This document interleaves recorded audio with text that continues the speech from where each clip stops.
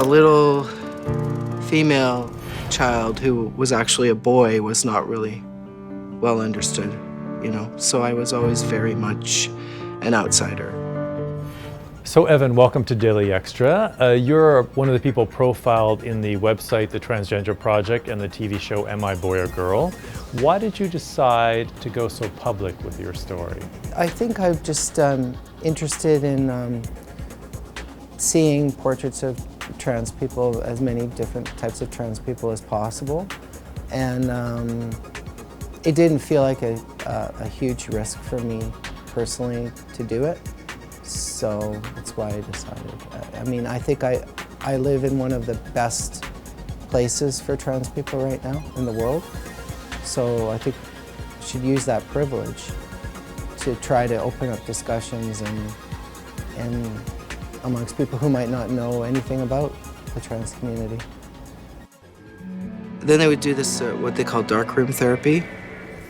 They basically would take me to where they would store all the cleaning supplies, like the brooms and all the stuff to clean the floors and things like that. And then they'd shove me in there and turn off the light and lock the door and leave me in there. Oh, good times. Then they would try to force feed me. They would tie me down to my bed sometimes, because I was very rebellious against them, right? I'm like, you know, not taking this, right? I'm not taking their crap. And so, you know, they're trying to push me down even more. And until they beat me down pretty good.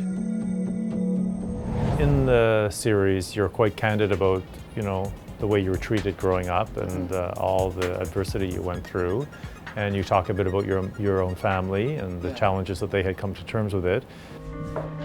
My mother, it's like my mother's being shot with paint bullets and there's nothing there. It's just going right through her. Because I felt like there was nothing there.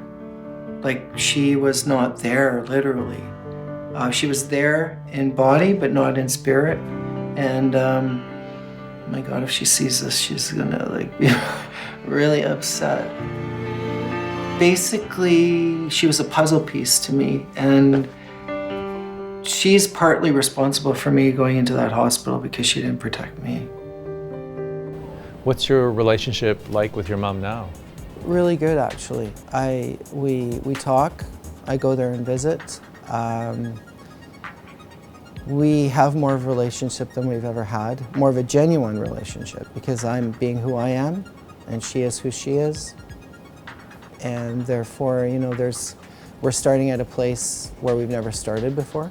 What do you ultimately hope that this series and the profiles you're doing, your art, what do you hope that accomplishes? That the trans community is just human community, like we're just included along with everybody else and it's not a big deal. Sort of like the way that gay people have been getting more rights and more acceptance. Now it's just generally accepted, in the Western context at least, that gay people have a right to live, a right to love who they want and just, you know, be in the community just like anybody else. And that's what I'm hoping for trans people. That it won't be trans and gay and bi or whatever, that it'll just be all of us. I'm happy to be able to do my work. I'm happy to have a studio space. I'm happy to have a relationship that is positive and friends that are supportive and care about me. And it feels like I've come from a very dark place into something that's life.